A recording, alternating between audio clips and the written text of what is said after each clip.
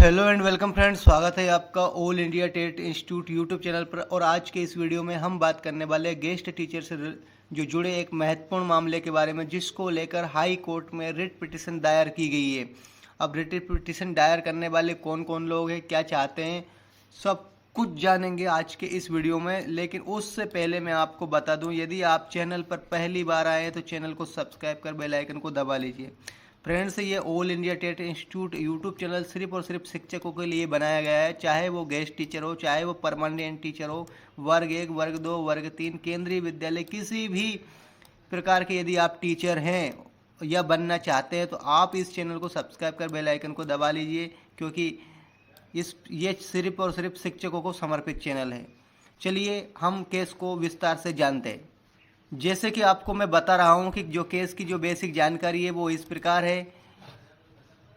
जो ये writ petition है और केस नंबर इसका है 18,910/2026 और ये तारीख जो फाइल की करने की तारीख है इसकी वो है 18 मई 2026। और अभी जो केस का स्टेटस है वो आप देख पा रहे हैं कि फैसला आना इसमें बाकी है, अभी ये पेंडिंग है।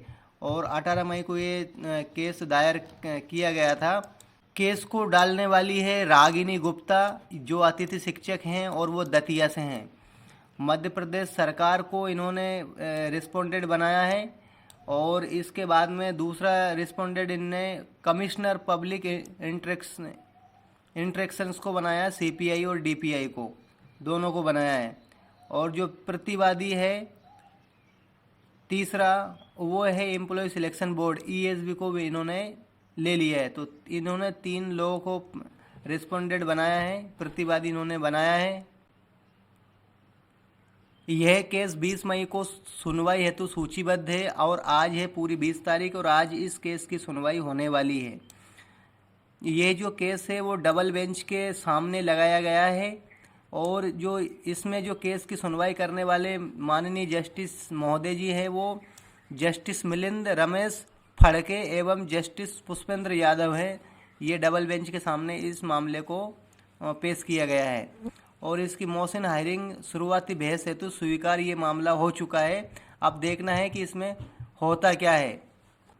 केस को इन्होंने अर्जेंट हायरिंग के लिए रखा है। इनकी मांग है कि छुट्टियों के दौरान भी इस केस की सुनवाई हो, क्योंकि इन्होंने इस केस को अर्जेंट बताया है, महत्वपूर्ण बताया है। और इसमें जो राहत मांगी गई है, जो रिलीफ मांगी गई है, वो अंतरिम राहत, तात्कालिक स्टे या अस्थायी सुरक्षा, इस तरह इनकी मांग है।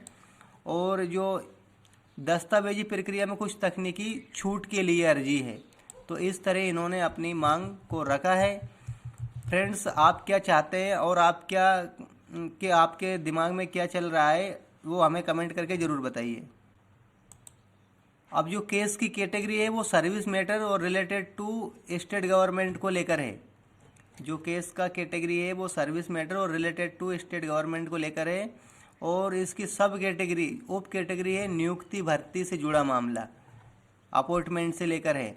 और संभावित क्या कारण हो सकते हैं इसको, joining, waiting clearance, merit list में विसंगति या अतिथि शिक्षक का अनुभव अंक का विवाद, इस तरह से संभावित है। ये हमने जो निकाला है कि इससे रिलेटेड ये केस हो सकता है। अभी केवल याचिका दायर हुई है और हाई कोर्ट में सुनवाई शुरू हुई है। कोर्ट की तरफ से अभी कोई फाइनल ऑर्डर, अंतरिम आदेश नहीं आया है। लास्ट ऑर्डर का कॉलम अभी खाली है, आदेश अपलोड होने का इंतजार करें। और सटीक मांग प्रेयर का पता पूरी तरह से उसी टाइम पे चल पाएगा जब इसका पूरा पिटीशन का पीडीएफ अपलोड होगा।